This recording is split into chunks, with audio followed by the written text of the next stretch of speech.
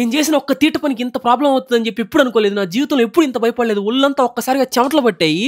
ఆదివారం ఉదయాన్నే దున్నపోతులను నిద్రిస్తున్న నా దగ్గరికి హనీ పాప వచ్చి తన ఎడం చేతు నా కుడి పిర్ర మీద గట్టిగా ఒకటేసి నన్నైతే నిద్రలేపింది.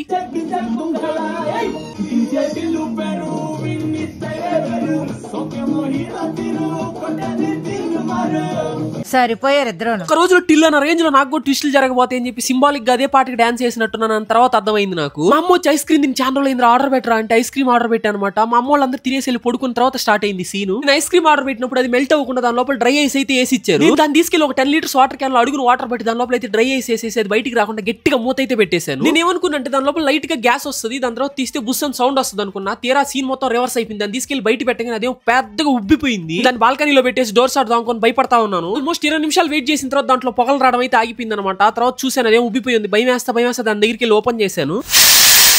Please like and subscribe. ఉంటా బాయ్.